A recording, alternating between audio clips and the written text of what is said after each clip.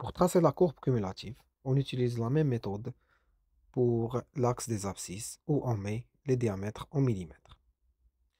Et pour l'axe des ordonnées où on met le pourcentage cumulé, on utilise une échelle de 1 centimètre, donne 10%.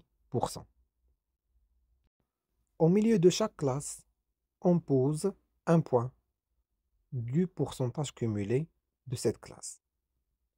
Par exemple, pour la classe 0,8063, on a 1,5%. Donc, on fait l'intersection de ces deux valeurs et on pose le premier point. Pour la deuxième classe, qui est 0,6305, on a 5,5% de pourcentage cumulé. Donc, on fait l'intersection encore une fois et on pose le deuxième point. Et de la même méthode pour la prochaine classe et ainsi de suite. Une fois que je mets tous les points correspondant au pourcentage cumulé, je dessine la courbe cumulative en liant entre ces points depuis la première classe, depuis le premier point qui est le 0, et jusqu'à le dernier point qui doit être normalement 100% ou bien 99,5% pour cet exemple.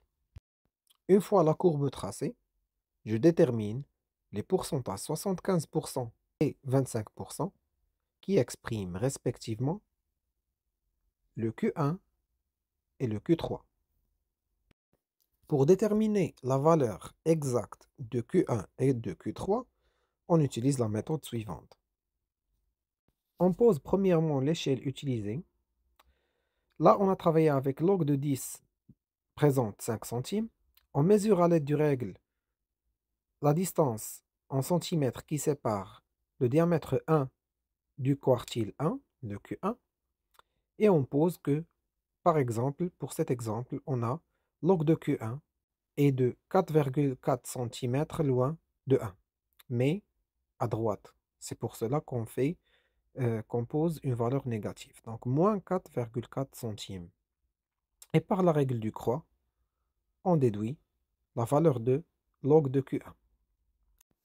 Pour extraire la valeur de Q1, on doit utiliser la bijection réciproque du log, qui est la fonction exponentielle. Donc, on met 10 à la puissance log de Q1 égale à 10 à la puissance moins 0,88. Donc, Q1 égale à 10 à la puissance moins 0,088 égale à 0,13. De la même méthode, on détermine la valeur de Q3, dont le but, c'est de calculer l'indice de Trask S0, qui est S0 égale à la racine de Q3 sur Q1, pour déterminer le degré de classement du sable étudié selon le tableau des données.